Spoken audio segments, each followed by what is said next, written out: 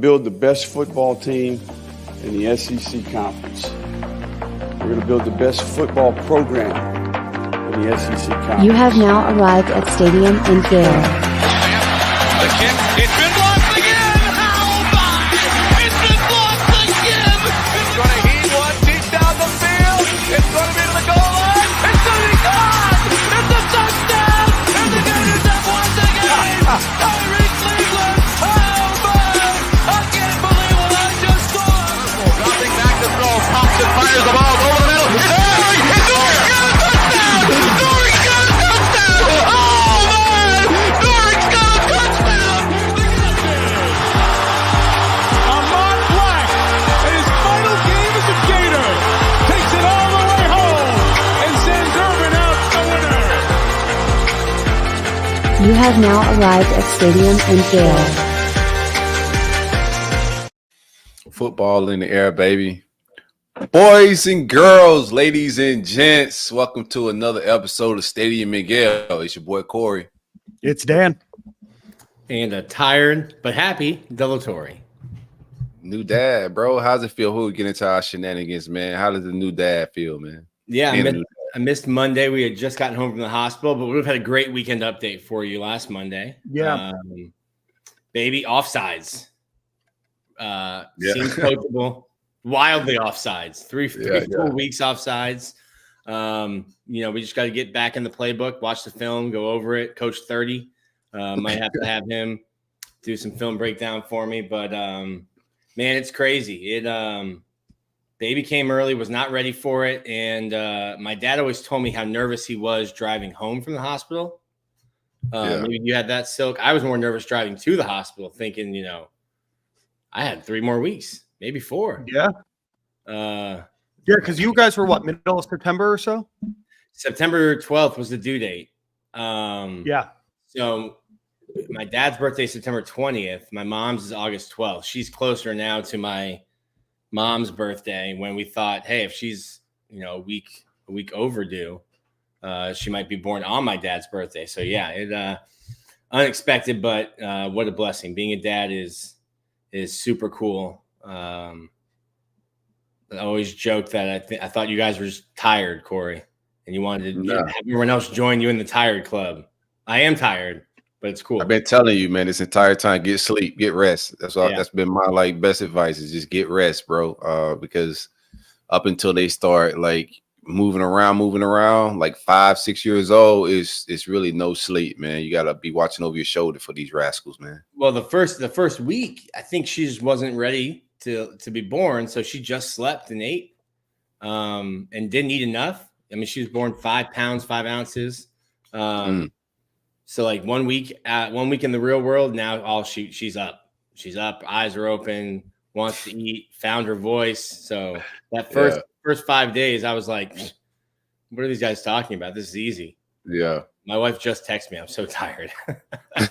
Hey, girls are easier than boys, man. So you'll have it fairly easy. I don't think she'll cause you a lot of as far as running around, climbing on things. Like my son gave me headaches with that, but my daughter was easy, bro. Easy kid. Slept a lot. She's still easy. She's just an easy kid. So I think girls is more, easier to deal with kids than boys, man. So it's good that you got a girl first. I was saying all that to say that. My friends who've had both say that girls are easier physically. At a certain age, they become more difficult emotionally. Boys, you're just worried that they're going to kill themselves at any time. Just run into something, split their head open. Willie and bicycles, jumping off of bridges, all type of just wild shenanigans with boys, man. But I am swaddling a little tighter on the right side just to encourage some more movement on the left arm.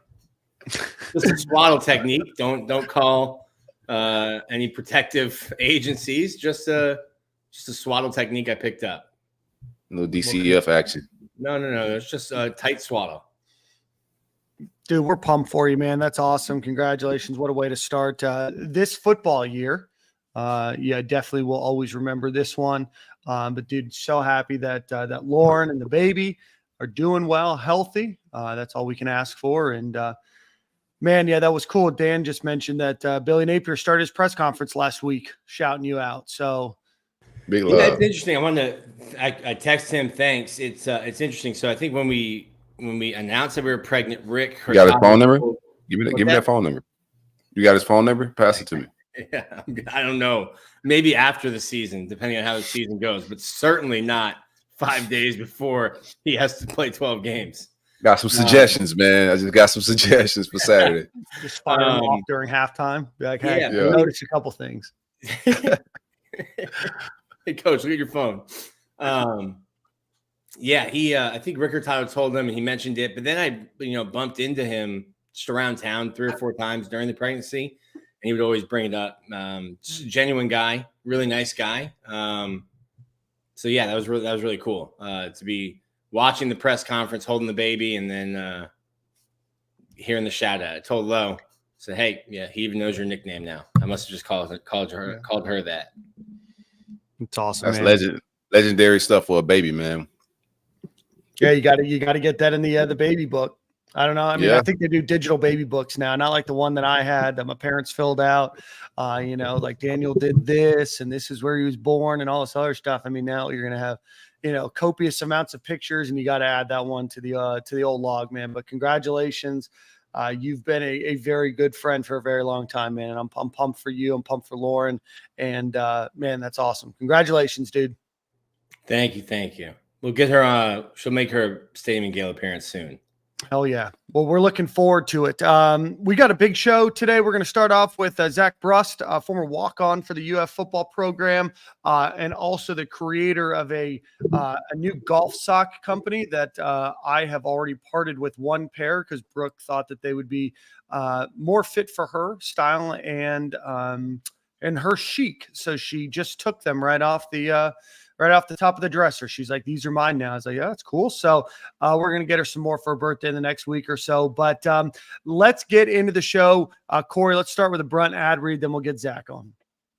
Well, time for the great folks at Brunt Insurance and Financial Services. Anything you need insured from the Panhandle to the Keys or in the Southeast, hit up bruntinsurance.com or give them a call at 954-589-2204.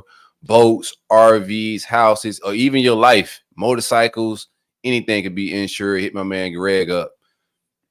Big coverage. 954-589-2204. 2204. I already said it. I'll say it again, though. Yeah. No, just saying it one more time, just for the people in the back as they're getting their pens and papers out.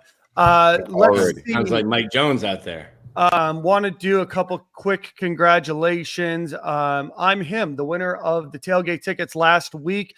Hit us up so we know how to get those to you if you're going to be at the game. If not, we'll do another drawing today. Corey's going to be doing another drawing today. So how do you do that if you're going to be going to the game or want to go to the game this weekend against Miami? Comment in the chat. Super chat gets you extra entries into this, and then we just spin this little wheel and then let us know. We're going to comment back who won at the end of the show today. That way we can get those tickets to you. If you're not going to be at the game, that's perfectly fine. We'll spin again. But I'm him. If you're going to be there, let us know so we can get you those tailgate tickets, and we'll talk a little bit more about that as the show goes on. With that being said, I do want to welcome on former Florida Gators walk-on. This one is very, very special to Nick. Was a walk-on kicker at the University of Florida. Now has numerous different business entities, but one of them is Del Campo Golf. So Zach Brust, welcome to the show, my friend. What's up, guys? Thanks for having me on this momentous Monday. Look at that beautiful background. This I'm just about to say, bro, you hiring? Kicking and punting pays off. Well, I hiring, tell bro? people I was a scout receiver that knew how to kick, so we'll clear that up right now. No, Yeah, I was a kicker, soccer player with a helmet. soccer player with the helmet. That view is beautiful, man. Where you at? Thank you. We're in Jacksonville Beach. Oh. I can't Jacksonville? take credit. Girlfriend let me move in, so here we are. She gets all the credit. Let me tell you, it's a slippery slope. Girlfriend moves in, you move in with the girlfriend. Next thing you know, you're staying up all night changing your 15th diaper of a day. I mean, we went antiquing yesterday, which was a There you sad go. reality. I saw a Tate Casey card in an antique store. It's like I didn't know he was an antique. I thought he was my boy. A little bit. Times have changed. I can't wait to let Tate know he's an antique. I took a picture. We got three. Yeah. Oh man. So Zach, I want to talk about your story. You went to UF as just a normal student around the same time I was there, enrolled in August of 2007, but you didn't walk onto the team until what, your junior year? Yeah. Junior year. Okay. Funny story. My high school team won 3 games in 4 years, played soccer my whole life. And senior year, yeah, we were. That's like quite Cold Springs trash. High School, man. I get it. Yeah. It was so bad that like the best athletes just didn't play. Not that we had too many. So I always played soccer. And when I was about 12 years old, I think about 9, me and my dad built an upright in our backyard. So you're kind of bored on a Saturday, and we went to Home Depot, built, a PVC upright, and just started kicking balls as a 9-year-old, played soccer, and was kind of like, all right, this thing's going a little farther than maybe I would have expected. And then got into UF. They had an open tryout for walk-ons, and there's about 90 kids that showed up. And I guess none of them got the memo that in college you kick off the ground. So I always kicked off the ground as a soccer player. It was just more natural. And got a call from John Clark when I was mopping the floor at Copper Monkey at about 1 a.m. Oh yeah, Copper Monkey. Yeah, I worked at Copper Monkey. Best job I've ever had. Got a call from John Clark, football operations guy for Urban, said, hey, good news, bad news. Like, okay, good news, you made the team. Bad news, you got a drug test tomorrow at 6 a.m., so we'll see you bright and early in the facility. So I don't know why he thought that was bad news. But I think it might have been the 6 a.m. thing, not the drug test thing. Yeah, that's what I figured. Yeah. So you walked on. Did you walk on as a kicker? You played wide receiver, but you walked on as a kicker. How did that story work? No, I was like the 38th scout receiver. I honestly, they gave you the option. If you wanted to play scout, you could. And I'm like, you tell me I can go run routes against Joe Hayden, you bet your ass I'm gonna get out there, or at least try. Yeah, dude. Yeah. So yeah, go ahead. No, you go ahead. Yeah. So they had this open tryout, and then, I wound up doing well at it and I got the call February of 2009, about 3 weeks after we won that championship against Oklahoma. And then, as a fan, you don't really realize it, but spring ball starts a few weeks later. So you're out there with, the who's who of the roster that just won the national championship. Yeah. Going into the season as number 1. Yeah, it was pretty surreal. Went from mopping the floors at Copper Monkey to mopping the practice fields with Joe Hayden. Sounds good. Incredible story. Just putting Joe in the blender. Sometimes you're the mop, and sometimes you get mopped. You know what I mean? He did. My lone claim to scout fame was he told me to slow down one time, which Joe Hayden told me to slow down. I was like, all right. You're overdoing your job, bro. Yeah, he's like, you're going too hard. We're doing like a walkthrough on punt. I'm like, there's no such thing as a walk on. You know what I mean? You're like the whole Lindsey Bird. Like, I don't know. It's only my 3rd day here, man. I'm just running. Yeah. So then in 2009, don't register any stats, but in 2010, you get into some place kicking duties towards the end of the season, playing 4 games. Talk to us a little bit about that and how you kind of earned that spot, and just walk us through what that experience was like for you. And a career tackle against Georgia. That was a surreal one. So I always was better at place kicking, but that season, Sturgis had a back issue. We had a bunch of kind of weird specialist injuries that year. And it was the week of the Georgia game, which as a Jacksonville native, and it's always my birthday, let's just say I had plans and it didn't include wearing a helmet. I hadn't dressed out for any game to that point. And it's the Thursday before the game, and Sturgis kind of tweaks his hammy. And then Brad Phillips, another kicker, like had this freak thing where he kicked the dirt and tore his groin or something. And so DJ Durkin and Urban basically come to the specialist mid-practice and say, hey, end of practice, we need you 5 guys to do 5 kickoffs each. And I don't know if I was naive or what, but it didn't register what those 5 kicks were for. And, I wait to the end of practice. It's Urban, Durkin, and everybody. And we kicked the 5 balls each. And I was the only one that kept all 5 in bounds. So we kind of huddle up afterwards, and Durkin kind of looks at us. He's like, all right, you workouts tomorrow. You guys, you're dressing. You guys, you got treatment. Get that fixed. Brust, Chaz, this, you're starting Saturday, blah, blah, blah. And I was like, starting what? He's like, the game at kickoff. And so call my pops.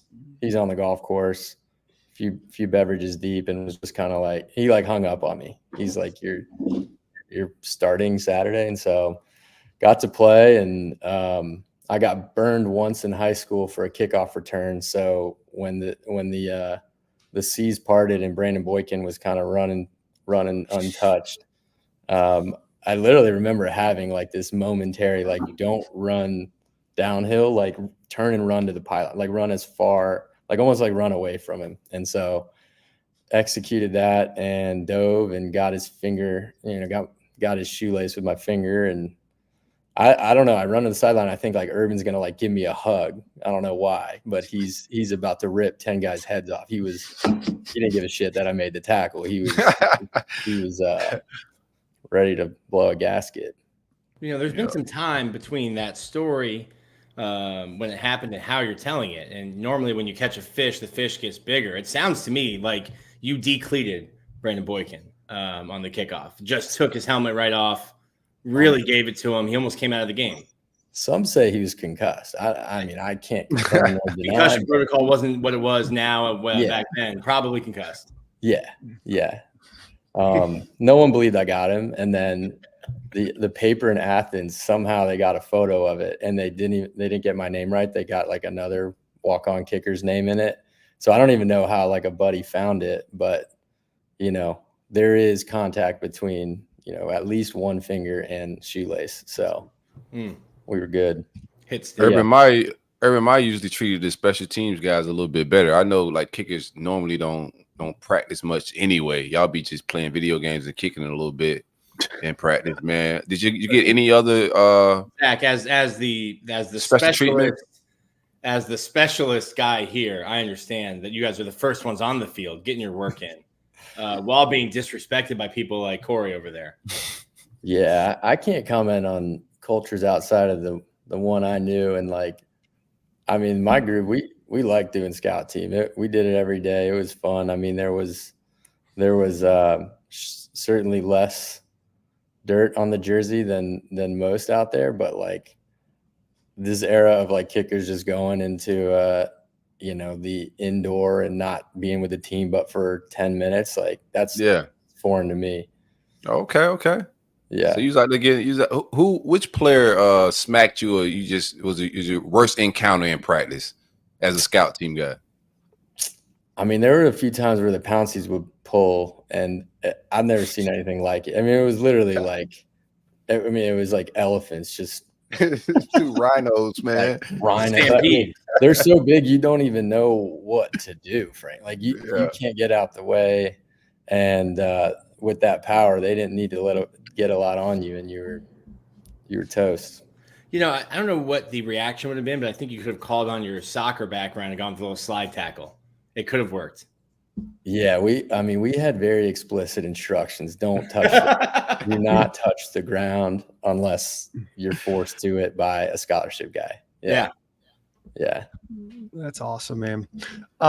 You were not to rush a story along here, but you then went to University of Texas, got your MBA.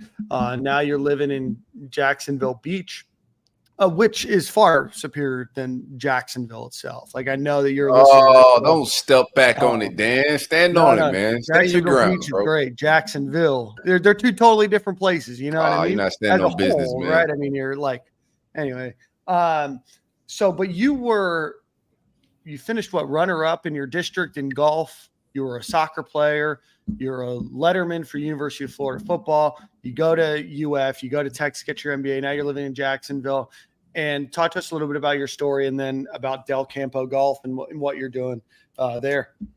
Yeah, man. So, I mean, it's kind of funny. I mean, I played soccer, football, golf casually like forever. And I guess after Texas, I went to go work for a startup in LA. It was pretty cool. They were doing virtual reality for athletes at the time. It was founded at Stanford. So instead of watching film, you put on a VR headset and you relive practice. I mean, you look this way.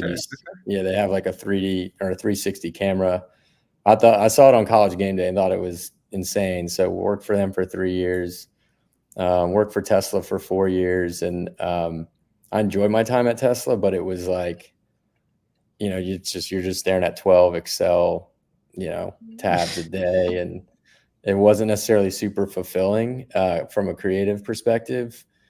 And like I said, I played golf and always thought it was weird that, in every other sport, a sock is like kind of an important accessory, kind of an important piece of the wardrobe. But that in golf, it was literally just a disposable, crappy, brandless kind of abyss.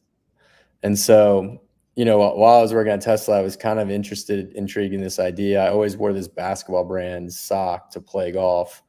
And then just kind of messed around with designs, messed around with manufacturing for a year. And then in January this year, left Tesla to kind of pursue the sock thing full time. So I think I might be the only person to ever go from Tesla to socks, but it's been awesome. And dude, I guess what leads us here, we had a kid on the golf team, John Doobie, shout out, former SEC champion, national champion.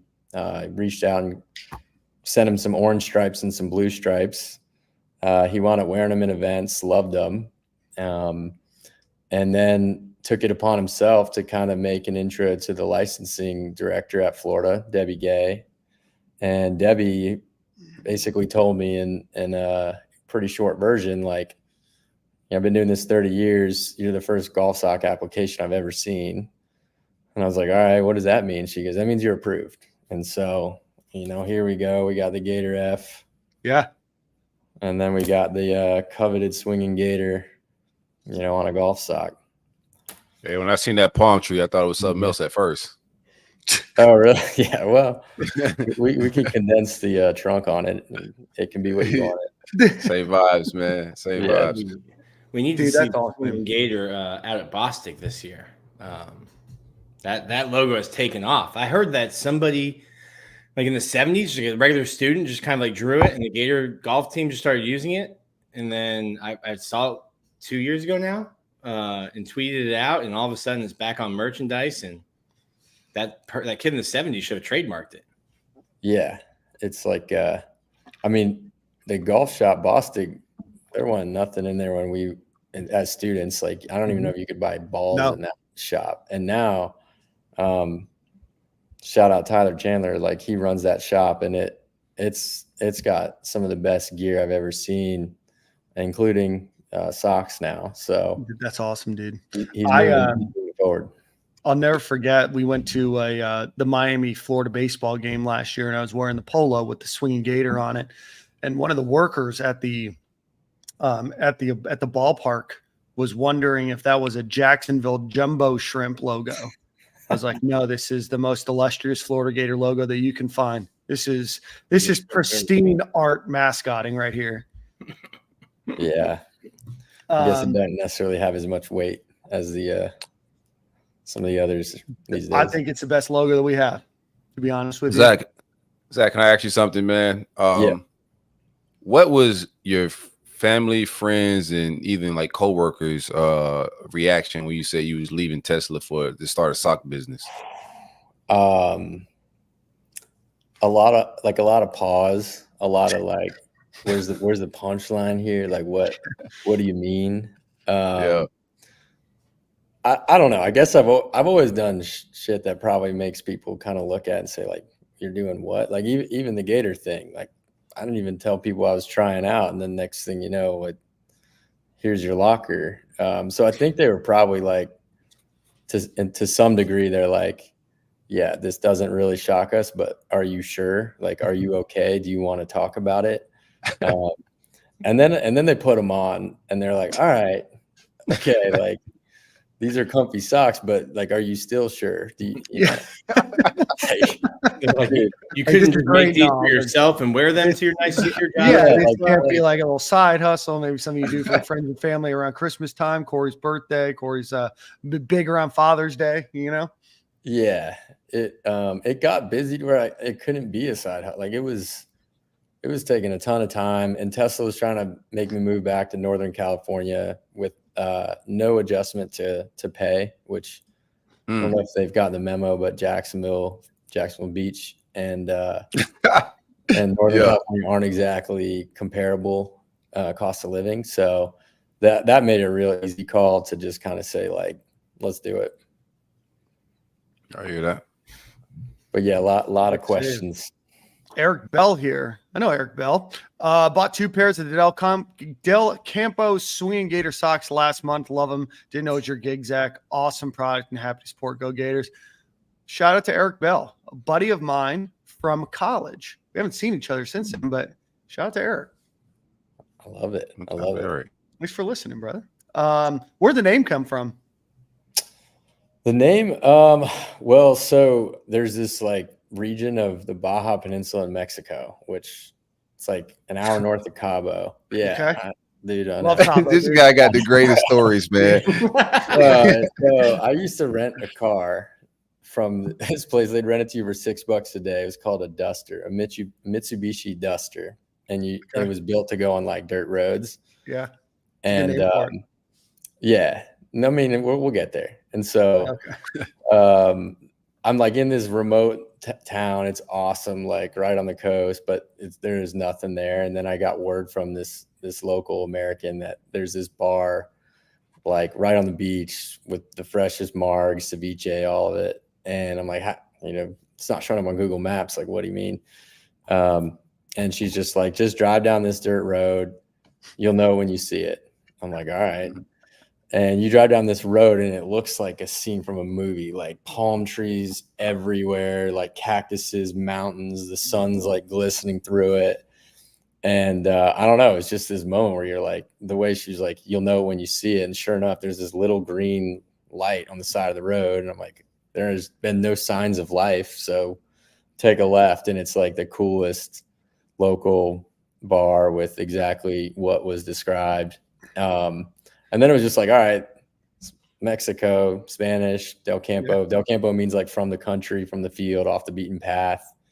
And then like kind of, when you see it. So that's probably that's the deeper version, but there's also some sentiment to like every website is claimed on Earth and every Instagram handle is claimed. And so like Del Campo Golf didn't exist. And so it was like, all right, this is what we're riding with. Not gonna lie, that story starts like a lot of cartel kidnapping stories does. So yeah, an actual bar. The local telling me to drive off the beaten path in Mexico. I'm like, you know what? I'm gonna go back I'm good, man. I'm gonna go back to the bed and breakfast or back to the resort. Yeah. Well. Yeah, here you are. Yeah. You know what I mean? That's why he's an entrepreneur, Nick, and takes chances, takes risks, leaves one of the biggest companies in America, goes and starts a awesome sock company. What's the so obviously right now there's a lot of ties to UF and your products for obvious reasons. You also have striped socks. You also have ones that have some designs on them. What's the goal for you and licensing for other teams and making this a bigger company? Yeah, I mean, I guess the first and foremost was like, NIL didn't exist obviously when I was in school. And like, I want to help the student athletes, want to help the teams, definitely want to do an NIL component to this. So working with Ben Chase and Florida Victorious and some of those guys to sort through that. That's kind of the near term. Licensing is another beast. Yeah. And it's you could dedicate someone full time to it. So while it's It's been cool. It's not necessarily like the future. Okay.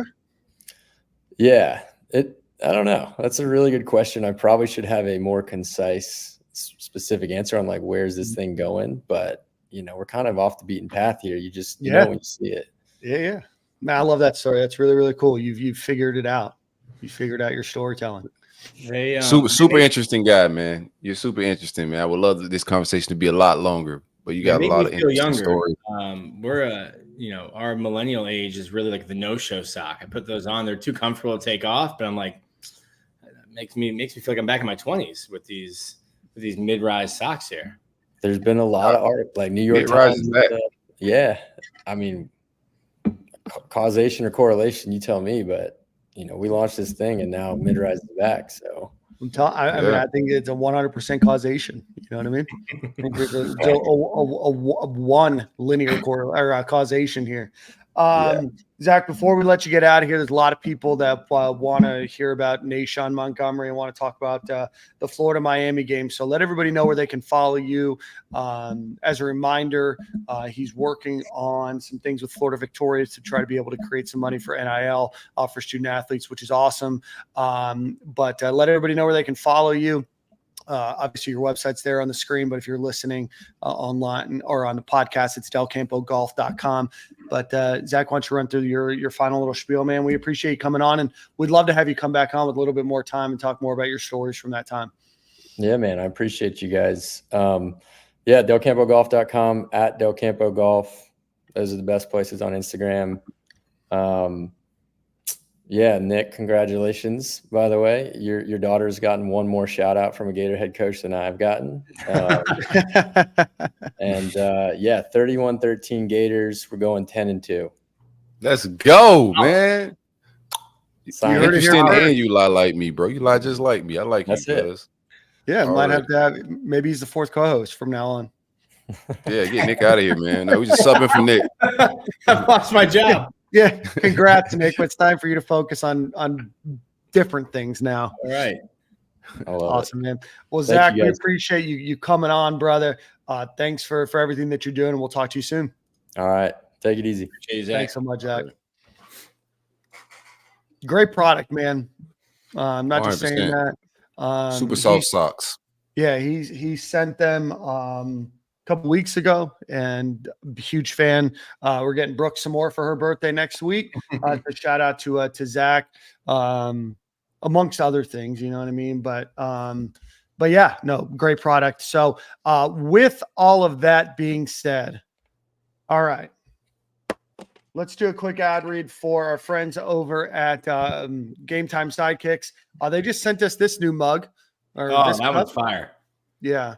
Oh yeah, I got that one. Yeah, I got that the one. blur on, so you might not be able to see it. A lot of great new products out there for you guys. GameTimeSidekicks.com. They are going to be the best cups that you can find.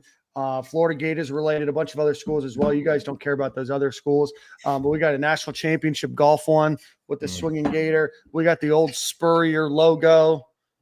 The stupid blur there it goes. On your face. Yeah. Just keep it there. That one.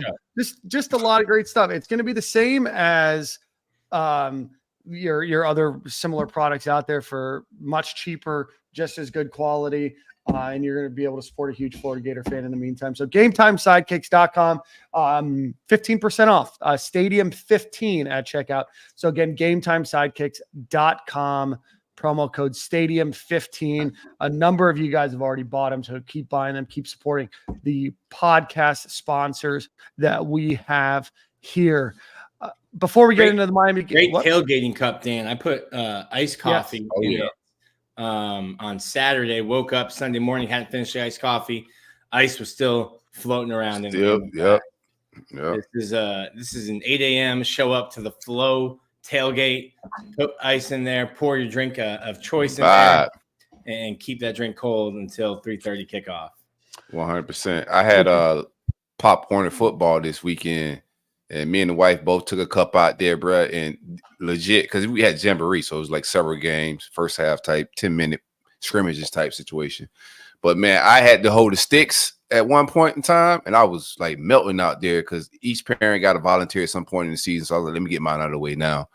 But got back to that cup like 6 hours later, and it's not like the ice melt because a lot of these cup you ice, it'll last a little bit, but it starts to melt and then it water down whatever you got in there if it's not water. So if you got Gatorade or adult beverages, it gets a little watered down. But I got back, man, all the ice was like it fresh out the freezer, bro. Still good to go. Yeah, I mean, I'm telling you, they're my go-to cup. So I will constantly use them. GameTimeSidekicks.com. Promo code Stadium15 at checkout. Over the weekend, guys, the Gators grabbed a commitment from another great wide receiver, Naeshaun Montgomery, 6'1", 165 pounds, out of Miami Central High School. Florida beat out LSU, Penn State, Miami, and a host of other schools. For him, 4-star. ESPN has him ranked as the number 107 player in the country. Rivals has him listed as the 58th best player in the country on 3, as the number 67 wide receiver, and 247 as the number 43 overall player. Both of those sites has him ranked as a 3-star. The other two have him as a 4-star. And the composite ranking is him as the 249th best player in the country, number 33 wide receiver, number 37 player in the state of Florida. Nick Silk, what are your thoughts on Naeshaun Montgomery? I think he's got legit speed. For sure. Great pass catcher. I think those are the two things. I think he can be a deep threat. He's shown a little bit of blocking as well, but I think the two things that stick out to me are his speed and his hands, which two good things to have as a receiver. Florida's receiver class is elite this year. Right. They've done a really, really good job with Vernell and Naeshaun and Moore. Solid class. And getting it this week, getting a guy from Miami Central the week of the Miami game doesn't hurt either. No, shoving him in a locker. Shove them dead ass in the locker, man. A kid that can separate the whole room. Like, the last room that we had with Billy Gonzalez is totally different than this one. Mm-hmm. So I'm starting to think that the receiver board is kind of led by whoever was in charge at that time a little bit, because Billy Gonzalez definitely don't have a type. It seemed last time he wanted the bigger physical guys. Now we got a lot of speedy guys that could just separate, just route tacticians. And that's what he is, a route tactician that can separate speed. You got a guy out of Miami. Lagway got hella weapons, man. Like, we shouldn't be having any issues with explosive plays with what we loading up with this roster, man. So good get out of South Florida. Yeah, and plays some elite competition down there in Miami as well. So another great get for the Gators. The Gators are now the 19th ranked team in the country in the recruiting rankings on 3. They are the number 10 overall class in the SEC. So between him, Vernell Brown, and Josh Moore, that's a very, very solid wide receiver class to go along with a lot of the weapons that you have in this class. So, gentlemen, it's that time. Florida, Miami, 3:30 Saturday. Before that game kicks off, Corey, let's remind everybody about your tailgate. And we're still going to give away 2 free tickets. Him's not going to be able to make it, so we're going to give away 2 sets of 2 tickets each. So, Corey, let everybody know where they can get tickets and then how to enter. We're actually on poshvip.com, posh.com, whichever one you enter. You should be able to find it if you search in Flow Factory or Miami Gator tailgate tickets. It'll pop up. It's also on our Twitter page, our Instagram, all of that. But we're right there, 8-minute walk away from the stadium. Sponsors is everywhere. Shout out to First Magnitude. Shout out to you, Dan, for connecting me with First Magnitude, man. Them dudes came through. They're supplying us with Spurrier's beer, elite sponsorships of all the beers on Spurrier. When you pull up, you're gonna get some tickets to get some beer, and it should be free the entire time until we run out. Once we out, we just out. So get there as early as you can. We also have Bacardi, Grey Goose, Patron as sponsors. We have 2 food trucks pulling up, a Jamaican food truck and also cilantro tacos coming to hang out with us. Live DJ, cornhole game should be played. We're doing giveaways of merch that we have specifically made for this tailgate. Pull up and hang out. It's going to be vibes. Ahmad Black is pulling up. Stephen Harris is pulling up. Channing Crowder. Some Miami people pulling up. DJ Williams and some more dudes. Marcus Thomas is pulling up. Jordan Scarlett, Kevin Taylor. It's going to be a vibe. So if you're in town, need a tailgate to hang out with before the game, come and check us out. We're right by the Gator Walk as well. About an 8-minute walk to the Gator Walk as well if you want to check that out. Awesome, man. Well, we will be giving away 2 free tickets. How we do that today is anybody who enters their chat or puts their name in the chat, comments on anything, you will be entered into that. If you give us a super chat, you will get 10 entries per $5. So we appreciate the super chat. We appreciate all you guys are watching. There's 801 people watching live right now, which is awesome. If you're watching live on YouTube, hit the like button, hit the subscribe button, hit the share button. It helps us get out and reach more people. If you're watching us on X, Twitter, whatever that might be, please share that with your feed as well. Trying to reach as much of the audience as we can as we break down this game. Gentlemen, we've got a big game. We've got an important game at 3:30 live in Gainesville. Let's break down the game a little bit, guys. Right now, the lines for the game is spread is anywhere between 2.5, 3 points in favor of Miami. Money line's minus 145 for Miami, plus 125 for Florida. Over under is 54. Gentlemen, let's talk a little bit about this game. What do you guys want to see out of this game besides a win? We won't get the depth chart until Wednesday, so we can't go through that today. But what are you hoping to see? And give us your thoughts on the game this Saturday. Before we get into that, just speak a little bit on depth chart, because we won't talk about it before the game until now. Nick, are you expecting any surprises on the depth chart? No. I think I'm optimistic. I was gonna say confident. Optimistic that Montrell Johnson plays. I think he's made it clear to the staff, like, hey, I want to play. However much you want to play me, that's up to you. I think you could see him still on the injury report as, like a questionable. Florida always kind of puts, questionable, doubtful, out kind of thing. But I think he could play. I think you're going to get the starting 5 offensive line that we expect with George at right guard and Brandon Crenshaw-Dickson at right tackle. Derek Wingo and Shamar are going to start at linebacker, Turner and Castell at safety. I got a little new dad brain here, blanking on some stuff. So no, I don't think there's going to be too many surprises. I think the thing to watch will be, because we won't really see starter reps, or you shouldn't see starter reps against Samford. Like, hopefully it's not a replay of 2021. So what do the reps shake out? Like, Derek Wingo might start, but does he play more snaps than Pup Howard? What are they moving guys around the offensive line? Are they putting Rod Kearney in? Is Cam Waits healthy? Does he get some reps against Miami? How many linebackers play? What's the starting 3 at wide receiver? I still think it's going to be K-Jack, Eugene, and DK, but what do those rotations look like? So I think that's really the thing in terms of depth chart. I think it was Dan Mullen that said, like, I don't care who starts the game, it's who's playing like the last couple snaps when the game is close. So I don't think there's anything going to be surprising.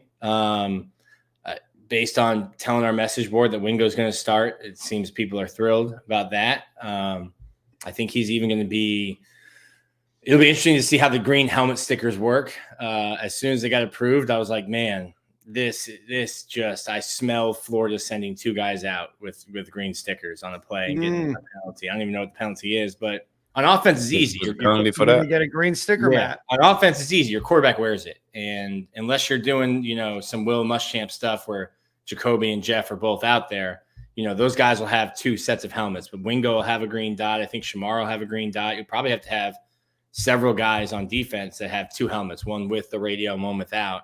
And you got to make sure they're picking up the right helmet before they go on the field, because you're going to get penalized if you have two guys with radio communications on the field at the same time.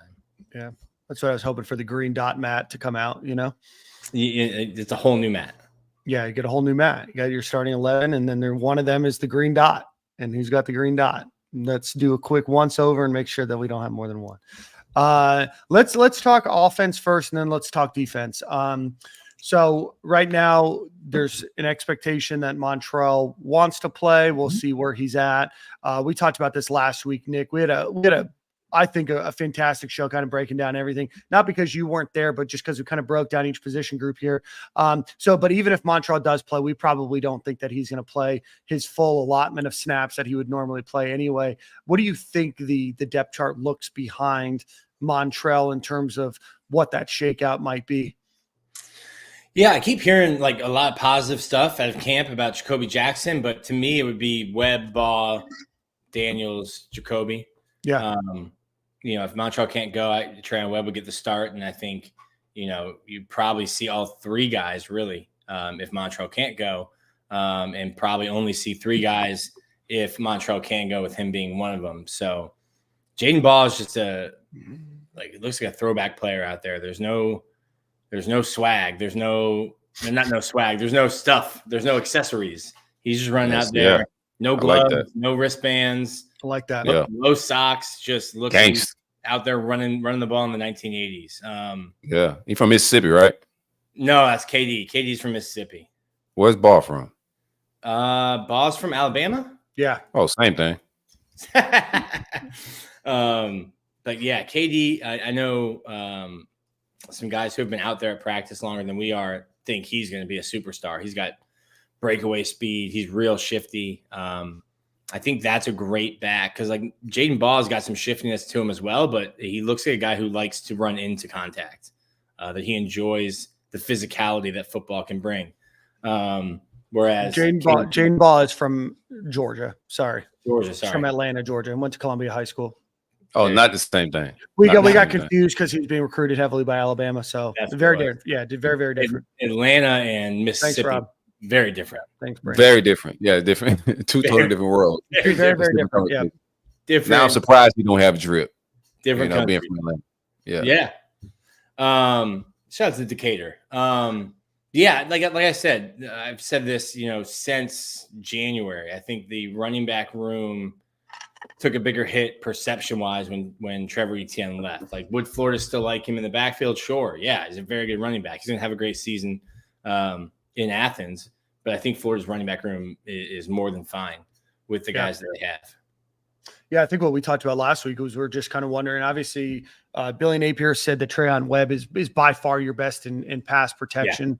Yeah. But then, what does the difference, and that's what we talked about wide receiver, and talk about that room next, is like, what's the difference between being second string, third string, fourth string? Is it a 2A, 2B, 2C? Is it a 2 and then a 3A, 3B? Like, what does that look like? And then what's the difference in the number of carries? And do you kind of ride the hot hand and what that looks like? And we won't know until obviously the season starts, and we won't probably know what that shakeout actually looks like until probably 4, 5, 6 games into the season. But it does seem like the Gators do have a stable of backs. I am curious. I was looking at pictures of Jaden Baugh. Nick, you're right. He runs with no gloves, no accessories. During practice, during the orange and blue game, he did wear gloves. That was his only accessory. So maybe they'll put him back in gloves for that. But I always say practice like you play. So, let's raw dog it, Whoa. That's how Nick got here. Oh.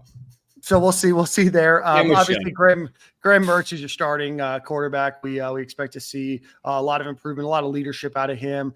He mentioned, I think it was an interview today, that he really owes Billy Napier a lot for giving him a second chance, and he's going to do everything that he can to make sure that Billy Napier knows and appreciates that, and really positively impacted his life. So that was a great quote from him. Not a lot of controversy in terms of what that position is going to look like.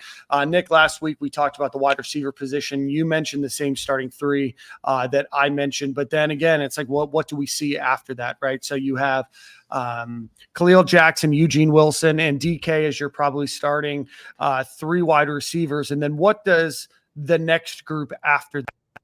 Right? Who's the fourth player? Who's the fifth player? And what's the difference between being a starter and being the first guy off the bench, right? So behind those guys, just as a reminder for everybody, of Marcus Burke, Elijah Badger, Andy Jean, Aiden Mizell, TJ Abrams, Tank Hawkins, Jaquavian Frazier's, and Taylor Spirito. I don't know if you'll see a ton of Taylor against Miami, but what do you think the room looks like after that starting 3 in terms of who might get the most snaps in the game? Probably Badger, fourth. Like in my mind, Eugene Wilson, his name has been not even in Sharpie, like caveman etched in stone. It's printed on there. Yeah. Going to start. DK pretty solid in there too. I would have said, DK, Sharpie. And then really there was competition for that third spot, but then it's also then competition for fourth, fifth, sixth. And you've got guys, Andy Jean, Aiden Mizell, Tank Hawkins before his little shoulder injury, TJ Abrams, like all of these guys competing for reps. And the depth chart that we get Wednesday night, I think we'll have those three that we've talked about, but that's going to be fluid. And whoever's making plays consistently on Saturdays, showing up on film, and then continuing that in practice are going to be the guys that end up there. So for years, players have told us on the record, off the record, like Khalil Jackson's that dude. He just needs opportunities. And we've seen flashes of it. It seems like every catch he makes is spectacular, but just not consistent. And maybe some of that just comes with his lack of consistency, comes with inconsistent reps. So maybe he comes out, and I know there's a lot of people that are down on Khalil just because, like, hey, you got a new toy on Christmas in Elijah Badger, and you want to play with that new toy and throw the old tricycle away. But maybe Khalil Jackson just needs more reps. So we'll see. But that's going to be a competition. I think the way that those reps shake out will be fluid outside of, even DK, outside of Eugene Wilson, those reps will be fluid. Eugene Wilson will have to beg to get off the field. And I think that there's also an entire offseason, right? Like there's a couple comments that, Jackson he's not great with yards after catch and everything else. So there's been an entire offseason, and obviously he's beaten out a lot of these guys that a lot of people expected to play more last year, expected to maybe start this year, right? Like I think at the end of the day, you have to look at Khalil Jackson and say he's done something right. And it's not just because he's a third generation Gator, but he's done something right to earn that spot over those other guys. And that competition is going to hopefully make everybody in that room better. But I don't think that this is any sort of just because you've been here, you have this spot. It means you've beaten out the other people that are behind you.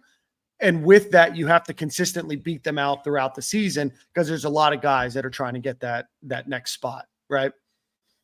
Yeah. I think Khalil's getting an unfair shake at it, and like what people saying the no yak, like a lot of the balls he have to catch is like acrobatic catches, and he's coming down with them, so he has sure hands. But I think the ball placement of Mertz got to be better when throwing him the ball, so he could catch the ball to go get yaks. But the lack of yak isn't on him, because I think he has the athleticism to get busy in open field. He just haven't had the opportunity to use. He's jumping or trying to get a toe tap to stay in bounds, or like it's always something crazy. I thought it was interesting in today's presser that Billy brought up Aiden Mizell in that room and said that he made the biggest strides in the offseason as far as the young receivers. So I'm interested to see how many reps he gets this Saturday. I think he's going to play quite a bit. He brings a lot of speed to the table. Yeah. But I don't think Billy just mentioned guys just to mention them. Normally when he mentions guys, those guys are usually guys that are going to contribute. Yeah, I remember I had that realization probably like towards the end of Billy's first year. And I think I was doing like an interview with like Josh Newberg or Andy Staples. And I was like, I've learned with Billy, like, he's never going to lie to you. You definitely have to read between the lines. He's not just going to, give you the game plan, but you kind of have to read between the lines. And when he mentions people, it's usually for a reason. Sometimes the reason is because it's a great guy off the field. And not necessarily for what he's doing football wise, but with Aiden, he's a track guy. When you signed him, he's probably just a 9 route, just like, hey, just run past him and we're going to get someone that can throw the ball 50, 60 yards. I think those track guys are hesitant to gain weight. Eugene Wilson talked to us about it a little bit. Hesitant to gain weight because I'm here because I'm fast and because I'm quick. And if I gain weight, I'm going to slow down. I'm not going to be the same football player. Aiden Mizell, to me, looks totally different this spring and this fall than when he showed up to campus. He's added weight slowly, but that's the way to add weight without losing your speed and your quickness. So he's a guy who I think I would expect to be in that 4-5 range on the depth chart, and would expect to see him Saturday against Miami. I'd be more surprised if we didn't see him get, 5, 10, 12 snaps. Yeah. Now I talked to Dad. Dad say he ready to fly. So we're gonna see what's up. He definitely flies, bro. I'm excited to see that any of the young boys. But the wide receiver room is definitely gonna be tricky. I think that rotation has got to be just steady, keep them fresh. But there's so much opportunity there. All those guys, I think, can absolutely ball. But somebody's gonna have to make a difference. I think somebody's gonna come on the scene Saturday that we weren't expecting or that hasn't in the past. But it's going to be one of those games, those coming of ages games with one of these young wide receivers, man. We already know what Trey brings to the table, but Badges, Khalil Jackson, we know what they bring to the table. But I think guys that we're not expecting, like the Mazzelles, is going to make some big plays. What we at with the health of Hawkins since we're talking about wide receiver? Shoot, I've been off the clock for a week. I don't know. I just saw him in a sling for the team picture. And I would think if it wasn't that serious, you slide that sling off. You only take the picture for 10 seconds. I heard it wasn't that serious. I guess we'll find out on Saturday. Or I guess we might find out on Wednesday on that depth chart. Find out when. Not that depth chart means much. You got to read between the lines in the depth chart, too. Yeah. You got to read between the oars. Reading between the lines is it's an acquired skill. Let me go. I think Auburn had 34 people starting on their depth chart. That's how you win football games. If you can get away with starting 34 instead of 22, you're going to win a lot of football games. Let's talk about offensive line real quick. Are we still looking at Barber, Harris, Slaughter, George, Brandon Crenshaw, Dixon? Yeah, I think that's going to be your 5 until they prove that they can't do it or they can do it. It's like I've said, it's the biggest gap in what the coaches say and what I believe. You just said Billy don't lie, man. So they said the offensive line was going to be a strength last year. You said Billy don't lie. I didn't say that. I'm saying he believes it. I don't believe it. So what they believe and what I believe are very different when it comes to the offensive line. Just because he believes it don't mean there's not a lie. He's lying. Listen, I just watched all these FSU fans call their beat writers liars, and you built this team up and this and that, and I was like, listen, I will never be accused of that. I think I've been called the sunshine pumper by 3 or 4 people who were probably 12 vodka sodas deep at the time.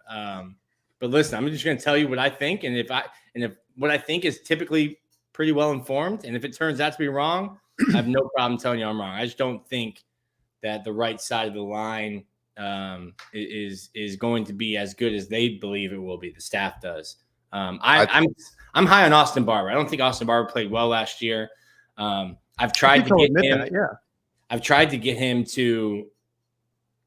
He views it as an excuse, but he was very injured last year, just playing through it, and I think that was a big cause.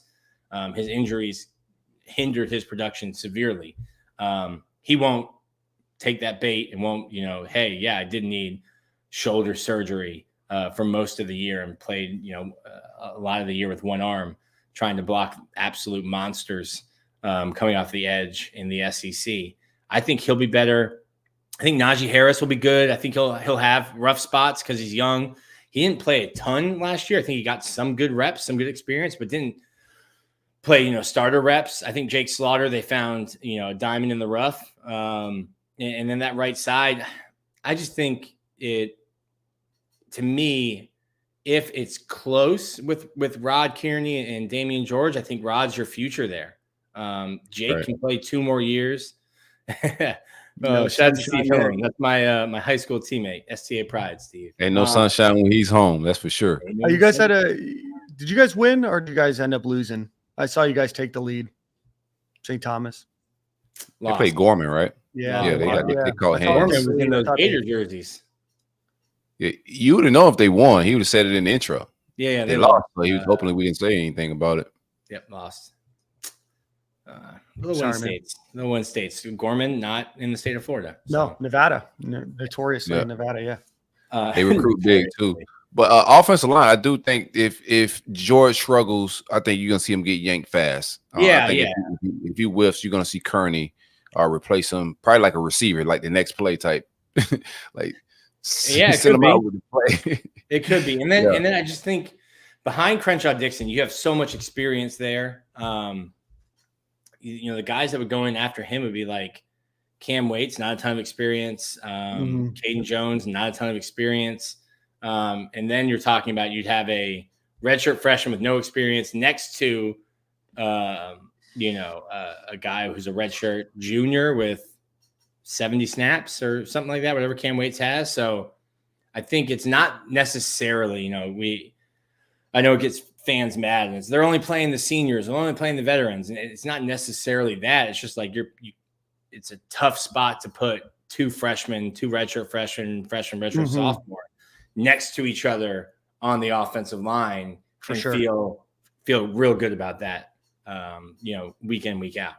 Yeah, because it's not even just a skill thing at that point; it's a communication thing. It's knowing the exact assignments and everything else. Yeah, so that's a tough thing to do. We talked about it a lot on the show last week. Pardon me.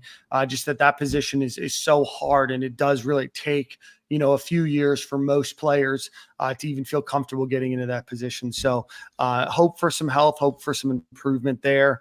Hayden Hansen, Arliss Borningham are going to be your two guys at tight end this year as well. So, gentlemen, anything with the offense as we go into this Miami game? What are you looking to see? We're going to do a buy and sell segment here soon, but what do you want to see on Saturday besides obviously scoring points? Vertical. Yeah. I want to see us go vertical. Of course, you got to stay balanced. I don't want to get into a situation where we got to throw the ball 40 times a game or anything crazy like we had to at certain points last year. But I do want to see this offense go vertical, and that's going to take the offensive line, giving them some time. But that secondary in Miami is absolute food. They're going to be starting a true freshman back there. Attack him. Like, put him on the Jumbotron in that loud building. Like, all it takes is a freshman getting beaten one time, and then he's turned into a drum. Like he's a part of the band at halftime. So go vertical. Trust Graham Mertz to go win the game. He year 2 in this system. He took care of the ball very well last year. I trust him with the ball in his hands. The running game is going to be solid every time with Billy. I don't expect the run game to be weak at all, but I want to see us go vertical and make that leap as an offense this year. And game 1 is going to be hella opportunities to let Mertz just let it rip.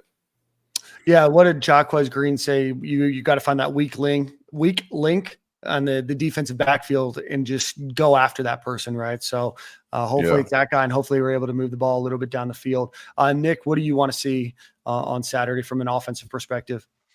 Yeah, from piggybacking off of that, it's giving Graham that time, letting him feel comfortable. The other thing offensively I want to see is not necessarily vertical, just taking those deep shots, but hitting balls over the middle, 10 yards. Not everything needs to be a 40-yard post, but just spread the field out. I think Miami's weakness will be their secondary. And if you can give Graham some time, if you can run the ball effectively to make that a threat, to keep them honest, I think Graham can have the opportunity to kind of pick apart this Miami secondary. Miami's also got, I think, 41 new players. They'll be starting 8. It won't affect them so much on defense as well on offense, but just the swamp. I think I said this before, and I think this might have been when I got called a homer. I was like, the swamp's like a truly special environment. And when the team is going well, or when it's the first game of the season, rival Miami, it doesn't matter if the game's at 7 a.m., 3:30, 8 p.m. I think the swamp's going to be crazy. Chalk me up for the swamp's good for 7 points. I want to see Florida stay in the game early. Don't do something stupid early to kind of deflate the crowd, because I think if you can keep the crowd involved, if you're either blowing Miami out or the game is close and the crowd is involved, I think the fans make a huge difference on Saturday. Yeah, absolutely. Yeah. I think Miami has a strong, front four on that defensive line. So you've got to try to minimize their impact in the game, especially if you've got some concerns on the right side of the ball. Reuben Bain is a very good defensive end. They got CJ Clark, Simeon Barrow, and Elijah Alston there. And then they've got some solid play at the linebacker position too. So the goal for me is to try to minimize their impact in the game, throwing the ball maybe a little bit more at the beginning of the game than you might want to, just to try to set up the run for a little bit later in the game. But, they've got some talent there. There's no doubt about it on the front. I guess we'll say the front seven there. They do have some weaknesses there in the defensive backfield. So trying to definitely take advantage of that deficiency there. So let's get to the defensive side of the ball. We've got Justice Boone, Cam Jackson, Joey Slackman, and TJ Searcy as probably your starting four. Nick, talk to us a little bit about what your thoughts are there on the defensive line. Yeah, the losing Jamari Lyons, I think he had a really bad end to the 2023 season and had just done everything right in the offseason. He was playing both end and tackle, nose tackle. They call end, it's really a defensive tackle. They all work together. But he was playing both those and kind of gave you position versatility. So with him going down, I'm looking at who can be that position versatile guy. I think Joey Slackman can do it. Yeah. I think Caleb Banks can do it. But it hurts because I think, I said about the defensive line, and I said this last year too. I don't know that there's an all SEC first or second teamer on the line, but you're 2, 3, 4 deep at some positions, especially outside. I think, where Sapp and Boone and where those guys are playing 4 deep. You're 4 deep. I think if you can you're telling these guys, hey, you're going to play 15 snaps today. Don't hold back on any snap that you're on the field. Right. You're not saving anything for later. It's not a situation where you're going to play 60 snaps and hey, it's fine if you take a play or two off. If I see you taking a play off, listen, we have 3 other guys who won't. And I think that rotation and keeping guys fresh is the biggest strength the Florida defensive line has. And losing Lyons hurts, but that depth kind of can absorb that blow. So Ron Roberts, I think the staple of his defenses are pressuring the quarterback and getting takeaways. 2 things Florida did not do well last year. You're going to need to get some pressure, I think, from inside. They don't ask a ton. Really, the Cam Jackson's kind of just asked to eat space, grab 2 guys, create for others. But to get some pressure from inside, to free up, a TJ Searcy, or a Cam Jackson. No, not Cam Jackson. Cam James. To free up those guys outside to really work. So I think the defensive line took a hit, but they had enough depth to absorb it. So that's going to be an area that I'm watching. What do those reps kind of look like? Because I don't think you'll see guys play more than 20, 25 snaps. It's going to be interesting with the D-line because I do think that LJ McCray and Cameron James need to play quite a bit of snaps, in my opinion. From a pass rush perspective, I think they're more the 2 talented defensive ends on the field, regardless of the age. I know Boone and Tyreek Sapp are older guys, but I think the 2 younger boys, from what I'm hearing, are probably more talented pass rushers, pure pass rushers. So I do want to see them young boys, and I think we're going to see them young boys on the defensive line play a lot more. Miami's run game is the only thing that could cause any worry in my mind. The running back that they brought over, Martinez, he's very talented, big physical guy, got nice feet, got nice vision. The offensive line is legit. That's Mario Cristobal's calling card. If we can find a way to stifle that run game, we can make it ugly. If we can load the box and make Cam Ward go win with his arm in that loud building, and that I don't even think the helmet communication is going to be a thing for them. They better learn sign language. Just watching Georgia Tech and Florida State in the Ireland game, they were having trouble hearing in that small stadium. They were having trouble hearing those headsets. So I don't think the technology is going to be any different than what Miami's going to have. They're going to have a tough time hearing in that building. But defensive line is where we can, make this a dominant game, in my opinion. I like us in this game.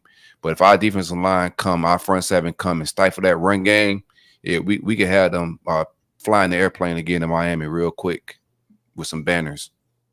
Yeah, I think the key is going to be to try to get Cam Ward not necessarily running, but moving outside of the pocket, try to get him fumbling the ball. He's fumbled the ball a lot. Try to get some sacks behind him, try to mess up his rhythm and his flow in that game. And Cam Ward is a talented player. You saw that when he was at Incarnate Word, and then you saw when he was at Washington State as well. I do think he has some deficiencies. Like I said, a couple weeks ago when we had the Miami beat writer on, it's like I would rather play Cam Ward in game 1 than probably in game 5 or game 6. Yep. But at the end of the day, you've got to pressure him and you've got to force him to beat you with his arm. Is he talented? Yes, but I think that Florida has some real improvement on the defensive side of the ball. I think from a coaching perspective and schematic perspective, they're gotten better from last year. But now it's a matter of showing it and proving it on the field, right? I mean, Florida had a very porous defense last year, right? No ifs, ands, and buts about it, right? So there's a huge expectation of what they're going to be able to do this year. And Cam Ward is going to be one of your more talented dual threat quarterbacks that you play this year. So you've got to figure out a way to contain him and force them to beat you by throwing the ball, not just by Cam Ward being able to just go, and run around all field. Yeah, like when basketball on a court, if someone's a shooter, like, yo, I'm a bucket. Cam Ward has been a turnover throughout his college career. I think like 40 plus fumbles, 15, nearly 20 interceptions. Now we said the same thing about Graham Mertz. Graham Mertz was a walking interception coming in. Maybe Cam figures it out. To me, you typically don't figure things out in your 5th year of college. You kind of are what you are. And that's what I said about DJ Ungalalele. It's like, listen, there's a reason why he's a former 5-star on School 3 in year 5. And I don't know why we're talking about him as a Heisman favorite.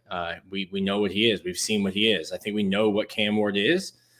He's a talented quarterback. He can beat you with his arm. He's not like a Johnny Manziel, Mike Vick runner. I think his legs can extend plays. No. You're not worried about him running for 100 yards in this game. And if you're Miami, you're probably more worried about him holding on to the ball than anything else. Yeah, I think what a lot of people what was a lost thing is continuity and the returning of, like, I know the portal just changed a lot of people's perspective on things, but when you get down to the science of it, I think a large reason why Florida State lost this weekend was a continuity problem. Georgia Tech returned a quarterback that they had last year, second year in the system. I think they only started like maybe 2 or 3 transfers on the entire offense and defense. So they brought back, even though the defense was one of the worst in the country last year, it looked good because they changed the DC, which is similar to our vibes. Changed DC, and those players get a little bit reignited with a fresh voice, fresh scheme. But continuity is a dying art. People don't value it anymore. And I think we're going to see this first weekend of college football why it's important. Graham Mertz in his second year of the offense with chemistry with receivers that he's been throwing to for a couple of years, terminology, communication, home field advantage, all that is going to matter in this game. For any fan to think that it doesn't matter or any talking head is not considering that, they're absolutely crazy. But I think that is the key reason. DJ, however you say his last name, at Florida State, they didn't have any chemistry.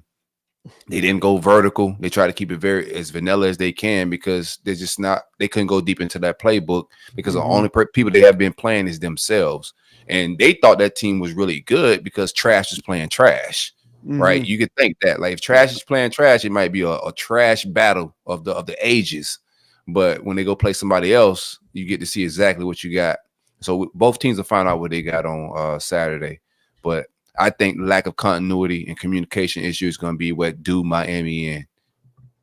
Yeah, 30 total interceptions for Cam Ward and 46 fumbles. And Graham Mertz has 29 career interceptions, so that would be less than what based here in Jiren.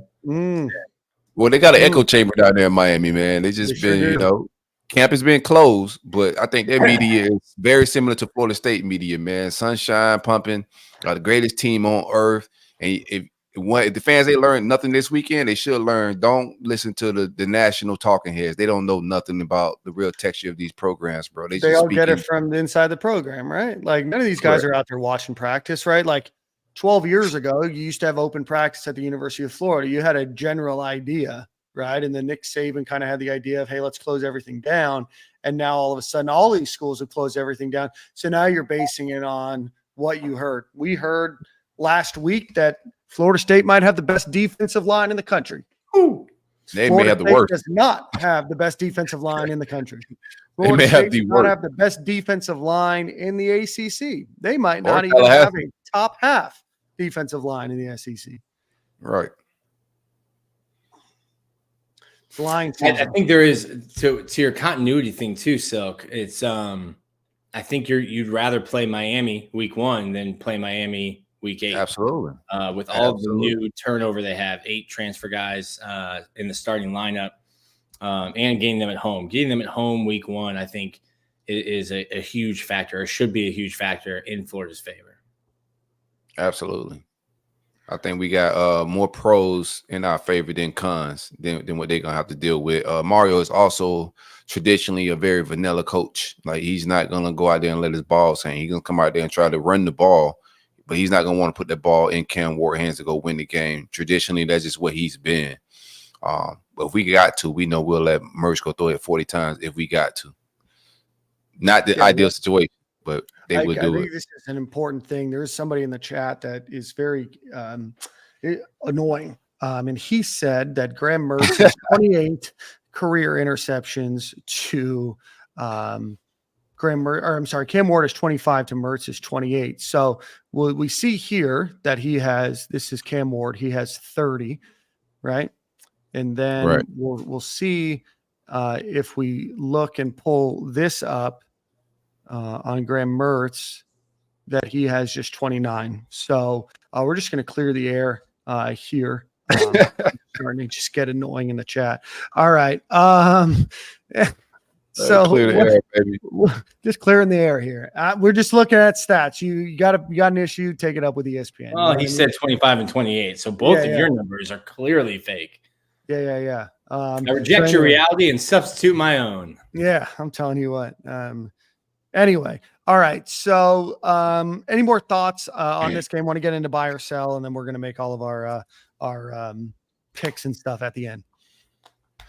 Just more to that stopping the run game. Shamar James, Wingo, preferably Pup, in my opinion. That's just my take. Those guys got to show up to play some football as well. And also, I got Sharif Denson on him watch for this game, bro. I know their favorite target is Restrepo at the slot. Agent Zero ended the season very strong last year, and I'm hearing good things with him out of camp. But him, if he can scrap down Espresso, it's going to be a very good evening for us as well, bro. So need Agent Zero in the second. Because Restrepo's a dude. Nice. Restrepo's a dude. That's a fire matchup.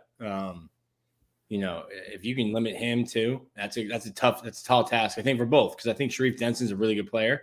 I think Restrepo's a really good player too. So that's going to be a great matchup to watch. Kind of like the game within the game there. Right. Yeah. Also got Asa Turner for making a big play. Mark me down for Asa Turner, like making a game-changing turnover at some point.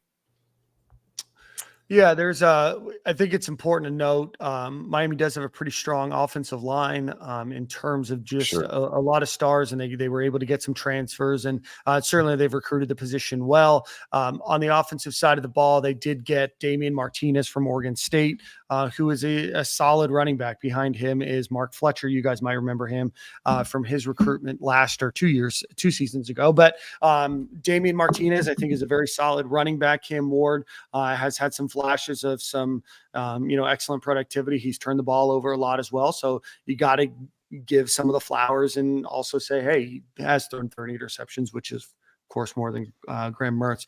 Not including the fumbles. At tight end, they're starting a 9th-year redshirt senior in Cam McCormick. And then their offensive line, like we talked about, is pretty solid. And then they've got Sam Brown, Jacoby George, and Xavier Restrepo as their starting 3 there. So definitely some talent there. But yeah.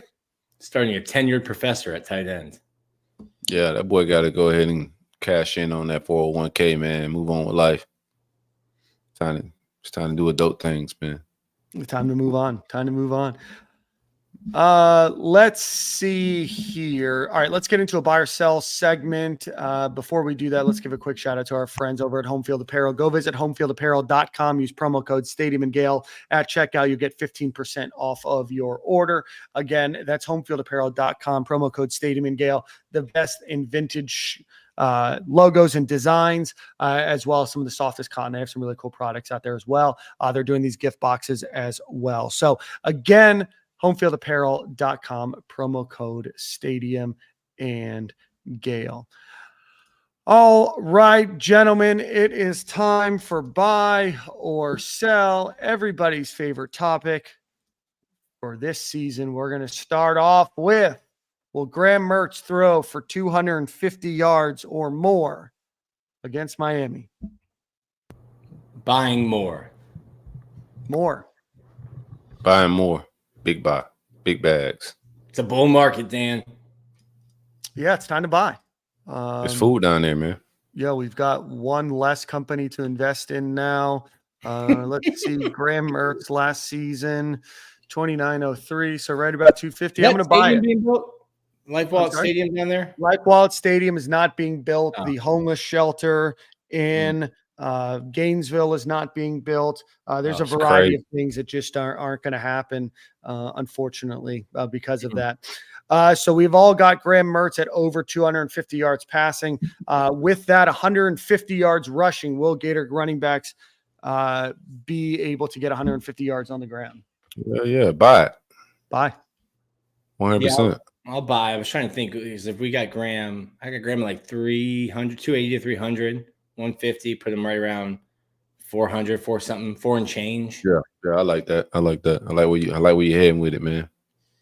Yeah, I like them to get 150 yards. I think that they were right around that average last year. I don't think that Miami's defense is all that great once you get past that front four. I think that the Gators are able to get 430 yards of offense against Miami. Put Jason quote up, man. Jason talking that's what I was thinking, Jason. I didn't want to come in here bullish, but yeah, we can play them boys any week. I think we're a better team than them. Like straight up, I think we got more playmakers. If they come into my venue, they ain't never heard nothing loud like this before in that little rented stadium down south. Yeah, no. I just remember Cam Ward. Yeah, in week 35. Yeah, Gators are only going to be playing till what, week 13, 15, 17? So this year, so maybe this year and next year. But week 17, I'm looking for it. 3 sacks by the defense total, 3+. Sell. Let me buy. I like Ron Roberts. Ron Roberts that's his bag. Like I think that's where he wants to be as a schemer, as a coach. And I know he's gonna get excited to try to draw up some pressure however he can, even if the D line is struggling versus a very good offensive line. I think he's gonna.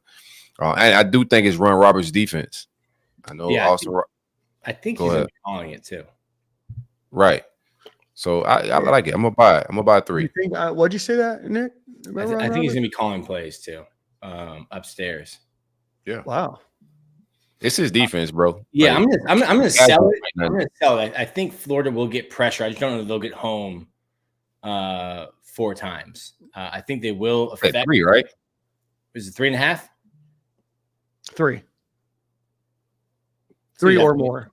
3 or more. Buying 3. The Gators averaged just under 2 last season.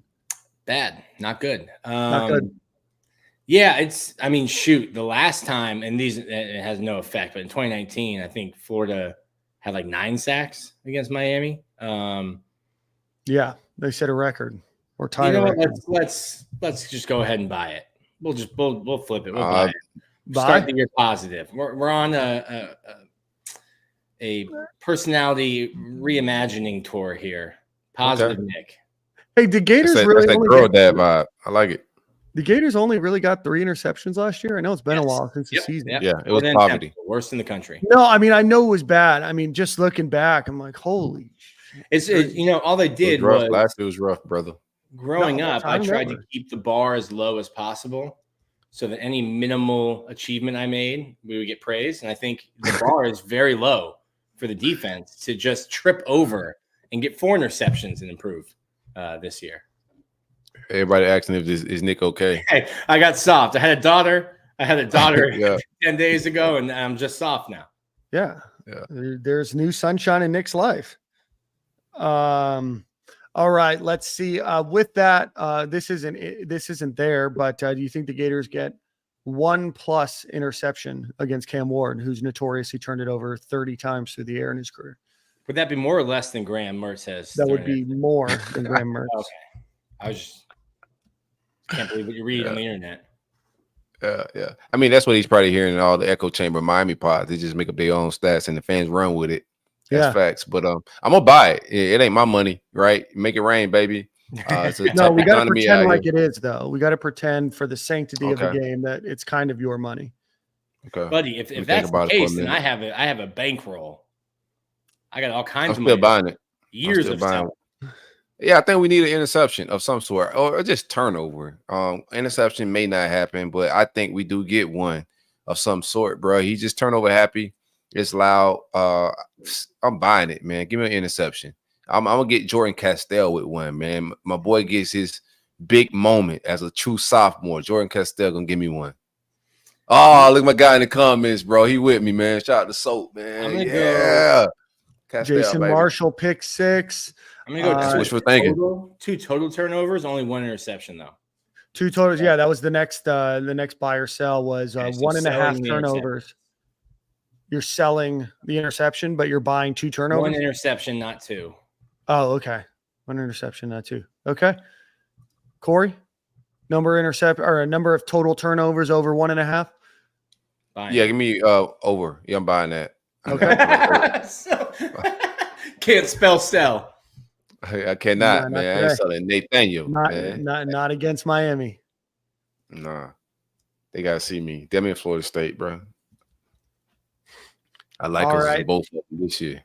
All right, we got an over under of 54. You think it goes over or under 54? That's low. That you think? Game 1?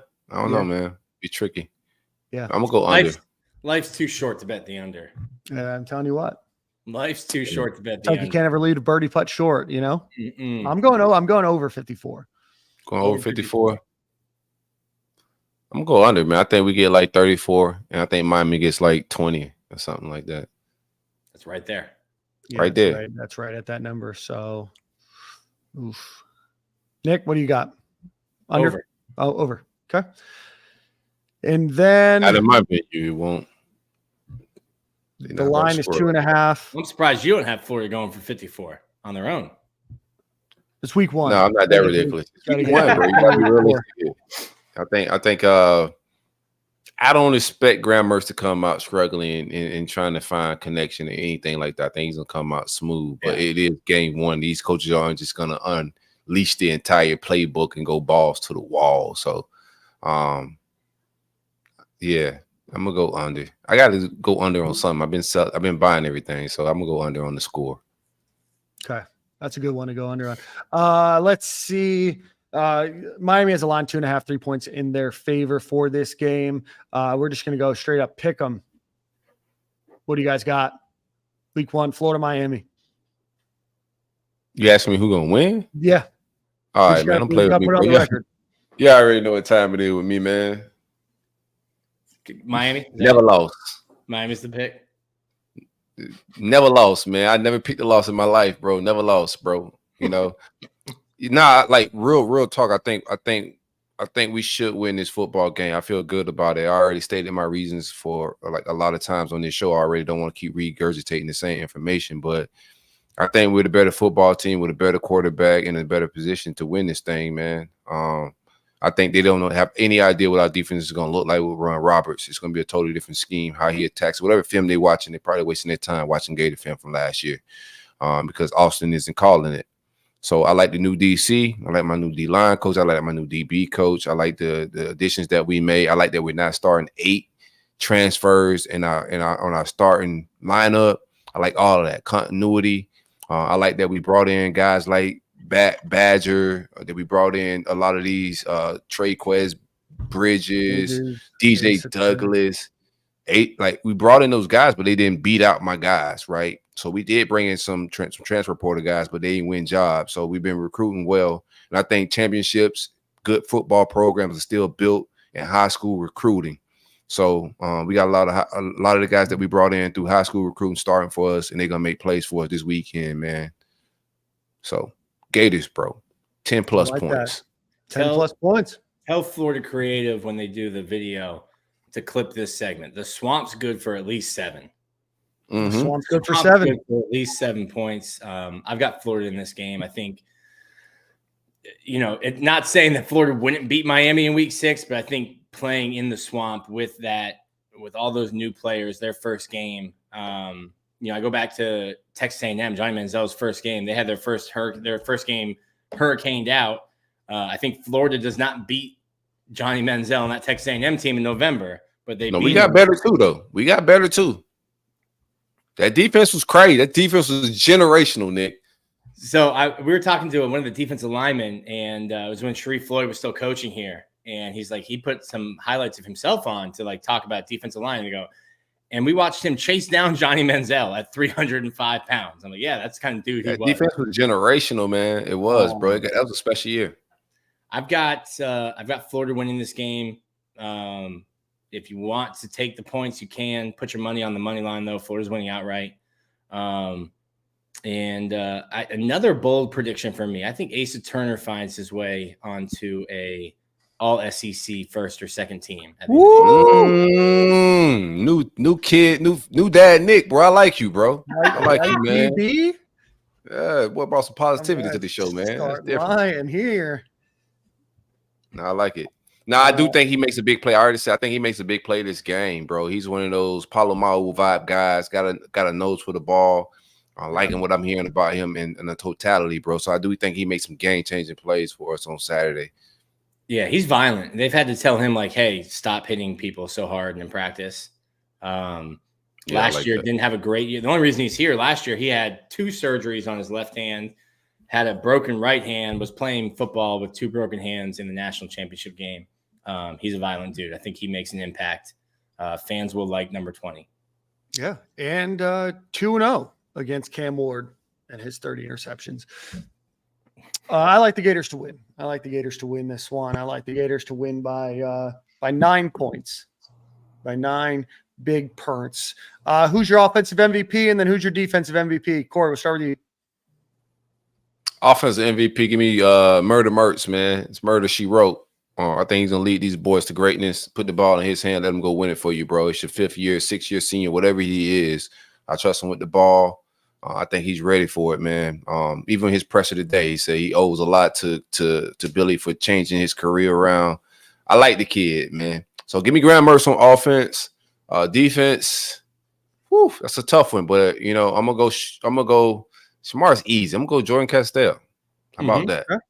I'm gonna go off the grid a little bit. Jordan Castell make some plays on the back end. We haven't seen safeties just make a lot of plays back then in a long time, and I think we see a different with him in Asa Turner. I think we see a difference in the back end a little bit. Pause. Give me. You've really got a true. When was the last time Florida, when you looked at their safeties, you were like, okay, that's your free safety, that's your strong safety, and for the longest time, the coaching staff was like, no. We just have safeties, and they're just interchangeable. Asa Turner is your enforcer. Jordan Castell is running sideline to sideline. He's crazy. Correct. Correct. I'm going Graham Mertz too, piggybacking off of that, and I'm going to go with the other safety. If I'm calling him first team All SEC, it's got to come out week 1, make an impact. I like it. I'm going to go on the defensive side of the ball. We need an impact play by the defensive line, so I'm going to go. Maybe, man, do I want to go Justice Boone? I'll go Justice Boone. Try to get Justice Boone to get an impact play in this game. Try to make something happen. Force Cam Ward to fumble the ball. I think this game is going to really rely on the defensive line doing a good job against a solid Miami offensive line. And then on offense, man, Eugene Wilson's such an easy answer. So I'm going to go with Arliss Boardingham. Regardless, Boardingham maybe gets a couple touchdowns, more of a red zone threat down there. I think that he gets a few. I think that Graham Mertz is going to have a great game against Miami's defense. I think that the Gators are going to have a really good game. I think that the team knows what they're playing for this season. I think the coaching staff knows what they're trying to do. I think that they made some very impactful decisions this offseason, and I'm hoping that the Gators walk away with a huge W against Miami and focus on a good season ahead. Sharif Denson, scrap up. Straight up. Scrap up. If Sharif Denson scrap up espresso, bro, it's gonna be a long night for Cam Ward, bro. I don't believe in that wide receiver room like that. Scrap up. Scrap up. Straight up. And I like Sharif Denson a lot. 904 about to come through for us, man. Shout out to Jacksonville. Ain't it right then? First touchdown of the season. Who scores the Gators' first touchdown? I like that. I think Hefty Montreal. Who's returning kick? Kickoff. Opening kick for a touchdown? Yeah, I like that. No, I like Treyon Webb to score the first touchdown. That's solid. I'm gonna go Montreal. I'm going Eugene Wilson. I For think the we're going to distance. see early like Tennessee vibes. Just forcing the ball to him first drive.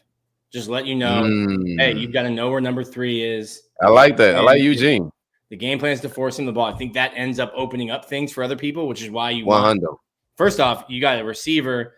Receivers kind of getting their feelings if they're not in the game plan early. You go a whole quarter without touching the ball. I think, listen, we're not going to make Eugene Wilson anything but tired this year on offense. Good. I'm so excited to see that kid play. We've got 39 people on our conditioning staff. Time to start sucking air, pal. You know what I mean? You know what I mean? Get one of those auction machines on the sideline. Hey, it's time to suck air, pal. Rob, normally I don't shout out comments in sections like this, but I would love to see Graham Mertz not do a QB sneak to start the known running threat, Graham Mertz. Yeah, I mean, last time I saw him run, he was out for the season. So let's just get a couple more tackles on the old collarbone, and then we'll get back into it. So, but we made it, boys. For Eugene Wilson to suck air, pal. That sounds crazy. Hey, but Eugene's about to have. I think he's about to put on the show, bro. You know, I didn't want to go with obvious offensive, like MVP type, but I think he's going to be a huge. If we got to go with explosive plays, like game changing plays on offense, I think he's that guy.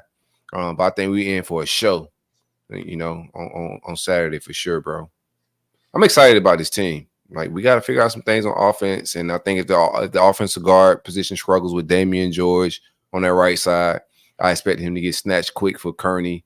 But we got a team that we've been waiting on, like these recruits that they've been landing some phenomenal blue chip, high caliber guys, bro. And we're gonna get to see that showcased a little bit on Saturday.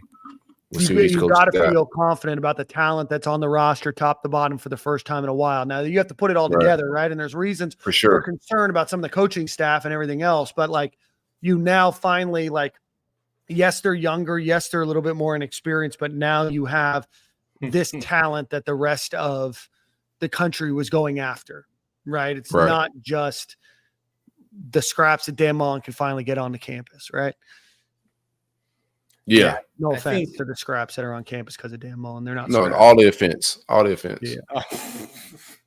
Yeah. It's exciting. We made it to the season. I think Florida is better, but I did my season game by game predictions last year. Started 10-0.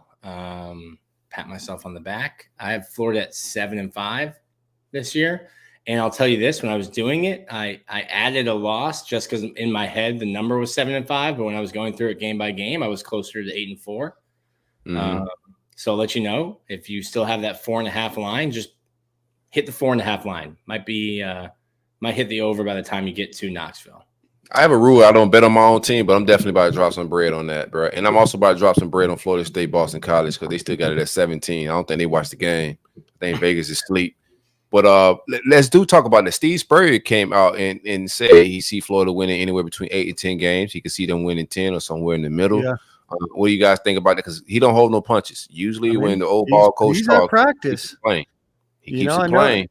He's also not been one to not be like to not give his opinion if he thinks that things aren't very good, right? So, Right. Go ahead, Nick. Sorry to interrupt. Yeah, I would question his prescriptions for 10 wins. Whoa, do not speak on the old ball coach like that, bro. What? 10's wild. I'll fight people about Spurrier, bro. Don't say that, dog. 10 wins is wild. Spurrier's sober. 10 wins is wild. And I will take any bet at under 10. I will take the under 10 if you want to bet. Not in buy or sell segment, Nick. Okay. I'm gonna take the old ball coach football knowledge over yours, Nick. 100%. Has forgotten more football than I know. I'm just saying. I don't see 10. Harrison. Here comes the Nick. AI created picture. We knew it was too good to be a full episode, Harrison. And then Spurrier's just setting expectations for Napier. That's not bad. A little reverse psychology. I like that too. Like that too. Hey, pal. I think that you can win 10 games with this roster. That talent. Good luck, pal. Suck air. Time to suck air, pal. Suck air, buddy. Time to suck air, man. Yeah. Let's get one more buy or sell. We haven't talked about DJ Lagway, right? Like, we don't know what his impact is going to be. So how many snaps do you anticipate DJ Lagway to play against Miami? I'm going to go with 2 or less will be the sell, or 3 or more is the 3 or more. I think the number should have been like 6.5. Word, you think I like that. Like, okay, so Nick bounced right back. 10% of the offensive snaps you expect DJ Lagway to play. The Gators average just about 65. If Florida runs 65 plays, I expect him to play like DJ gets 5 to 6. I like that. Maybe 5.5 should have been the number. If we keep talking, you can keep dropping it down to 3. Over under 1/2 snap. Yeah, over under 1/2. No, we'll take the field. I think it's important, and I think the coaching staff knows it's a delicate balance, like a tightrope you're walking. Mertz is your quarterback; he's going to be the guy. It's his team. You need to let DJ feel these environments. He needs to play against Miami. He needs to play on the road at Knoxville. He needs to play against Kentucky. He needs to feel these environments because next year, Graham Mertz has maximum 13 games left in an orange and blue jersey. DJ is your future. And if you don't a maximum of 17, Nick. Yeah. Maximum of 13 games. I said what I said. No, if we get 10 wins with this schedule, bro, we in the offs. 12 Yeah, 100%. If Florida gets 9, if Florida's 9-3, they're going to go into the playoff. I just don't think let us in with 8. Man, that schedule is so grueling. But with 9-10 wins, we definitely in the playoffs. Yeah. So I need more games. But they're not.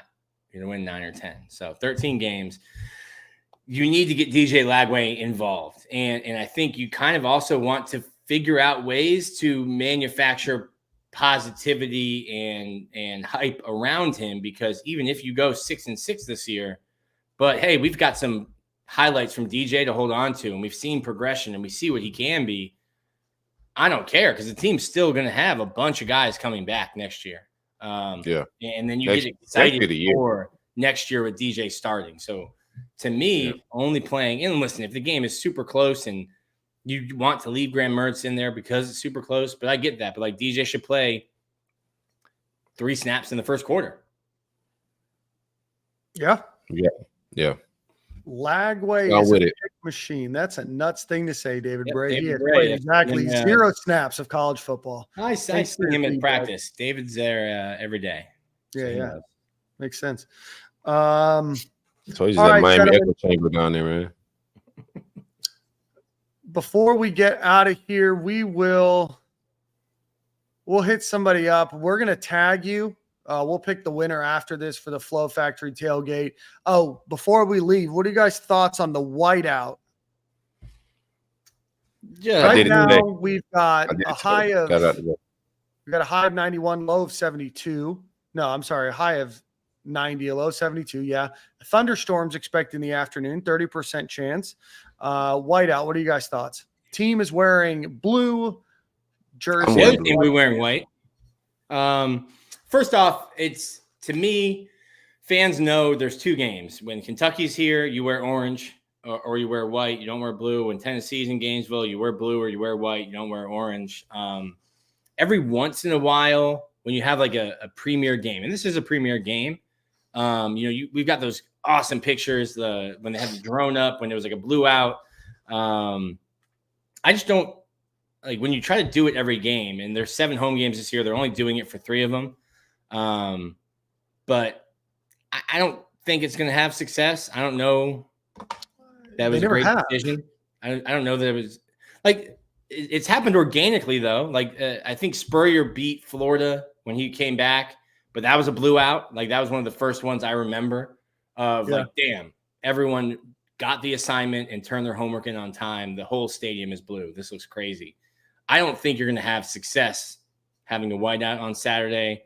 I get it. If you're like, hey, it's going to be hot, wear white. Miami's also wearing white. I think if you're giving away T-shirts, it's a little bit easier. Sure, but you're giving away 90,000. Well, I'm not a fan of the all white, and I think the internet roasted the decision appropriately. Yeah, I would imagine. Yeah, I don't think wearing all white uniforms with their stupid white helmet. Yeah. Yeah, I don't think the fans are participating. I'm actually wearing blue to the game, or maybe even black, but I'm definitely not wearing. Black's black's a choice. Hey, bro, I'm just telling you what I may wear, what matches my drip. Whatever works for your drip, then cool. I think Ahmad's wearing black too, bro. Yeah. But I may go blue. Blue is maybe the direction I go. I encourage all fans to possibly wear blue. I don't have the same voice as the football account, but wear blue. The white just doesn't make sense, bro. They announced it way too late. Miami's wearing white. It just doesn't make sense, man. And I don't want to get into all the uniform fashionista stuff, but I know there's a lot of people that's just not agreeing with the Go ahead, Nick. I'm hyped for week 2. The orange, blue, orange. Yeah. That's a fire. Nasty. No, reverse. I don't like that. Oh, my orange helmet. Yeah, sorry. Yeah, that's Reed L. Anthony. That's kind of their timeline. When was the last time we wore that? Was it the Louisville game and the Sugar Bowl? I don't like that, man. I don't like orange, blue, orange. Just not my bag. It's been a while since we've seen that.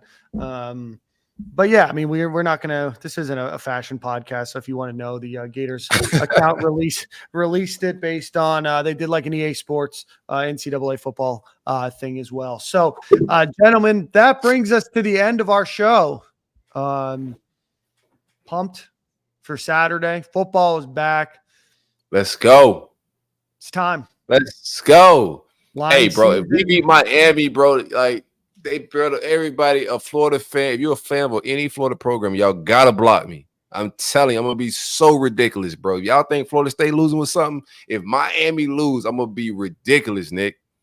Straight up, unblockable, unblockable, like Julius Peppers, like Javon Curse back in the like swamp. Bernard, the last time we played Miami, unblockable.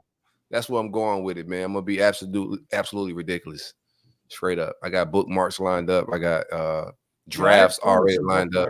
Yeah, I had some great bookmark fun on Friday or Saturday, whenever that game was. Shout out to our Georgia Tech Yellow Jackets for doing what we knew they would do. Rambling wreck from Georgia Tech. A rambling wreck, man. I'll tell you what. Haynes Luther King, baby. Yep. Yeah. He had a dream. It came true. It came true, baby. Haynes Luther King, bro. He had a dream. I had a dream Saturday as well, dog. I was sitting around. I was like, man, Florida State got to lose this game. They're going to lose this game. And I must set aside some time with my family to watch Florida State lose. And that's what we did. Just a joyous thing to watch. I was golfing for most of that game, and we walked into the clubhouse. What'd you say? You're working on your pro card. I'm working on my pro card. All dance stories included him golfing. Yeah. I was playing at Oval We're at the country club and walked in. Most exclusive one in Tampa. Walked in at the bar. The game, Georgia Tech had just done whatever to take the ball down to like 5 seconds. Right? I don't know if it was a run or a kneel or whatever. Buddy, you would have thought that I was watching Dolphins win the Super Bowl. Yeah, I was. We were at back when Georgia Tech had that blocked field goal return for a touchdown We were at American Social in Fort Lauderdale, which we went to because it's just a place we went to. It was during a bye week. I was back home. Didn't know it was a Florida State bar. The bar went silent. Me and my buddy were on opposite sides of the bar. He's my best man was a Michigan fan. We looked at each other and we were like, yo, we have to go outside because if we laugh the way we want to laugh right now, it's going to come to physical blows. Like we have to go outside. They'd have to jump me, bro. I'm be honest these giggles off. That almost happened to me. I was at a Mayweather fight at a Mexican bar. And sure wasn't like Venezuelan or something? Was it a Cuban bar? Definitely no. I'm in South Florida, bro. So like this is not far fetched. I'm at a very Hispanic bar, I would say. There you go. Not in like you in the moment of watching the fight. So I'm in my thing, like just enjoying it. Mayweather is I think he's fighting. What's the dude name? He snuck. They did the little. I'm forgetting his name, but the refs came in between because of headbutting, and when he let him go free, Mayweather hit him right away, and he got knocked out. I started celebrating. The whole bar looking at me crazy, and I'm going nuts. And then my wife had to be like, "Hey, Ortiz." There you go. It was Ortiz, man. The Ortiz fight. But no, they would have to jump me in there because I'm gonna celebrate. I forget where I'm at in moments like that, man. I was very cognizant of where I was at. Went outside, got my giggles off, went back in. Ordered some shots. Yeah, you're not a real Gator fan. Gator fans is celebrating in that moment, bro. Almost impossible not to. All right, boys. Let's close out the show today. Let's give one final ad read. Corey, you have the song of the week, so start thinking about that. Shout out to our friends over at Alumni Hall. If you are in Gainesville this week and swing by Alumni Hall, let them know Stadium and Gale sent you. Or if you are looking for maybe a white T-shirt for this game, I don't know if it'll ship in time, but who knows? Maybe you can do an in-store pickup there. But go to alumnihall.com. Anything that you want Florida Gators related for all sports, anything that you want for your tailgate, anything that you want for grilling, anything that you want for the holidays, go visit alumnihall.com or go visit them in Gainesville, Florida on Archer Road, right by that Chick-fil-A. If you were watching today, we appreciate, we have 1,654 people watching right now. So we appreciate everybody watching the show today. If you're watching on YouTube, hit the like button, hit the share button, hit the subscribe button. We are going to be back each and every week talking about the Florida Gators. And hopefully next Monday, we'll be talking about Florida beating Miami. So gentlemen, we will see you next week. Corey, what's song of the week, my friend? You already know, man. It's football season is here. Games on the line, so I gotta go with a Gator artist. You know what I'm saying? Give me Kodak Tunnel Vision. Oh, okay. All right. Yeah. Kodak Black Tunnel Vision. Who was you thinking? Who was I thinking? Who's that one country music artist that's from Thought that was my bag? Yeah. Oh God, what was his name? Somebody help me out in the chat. He was there when I was there. I don't remember. Well, the show goes on. Not a great way to end the show. Appreciate everybody for watching. Enjoy the rest of your day. Enjoy the week. We will let the winner of the Flow Factory Tailgate know shortly, and we will see you guys at the same corner, same time next week. Peace. Oh, it was Easton Corbin. See you guys.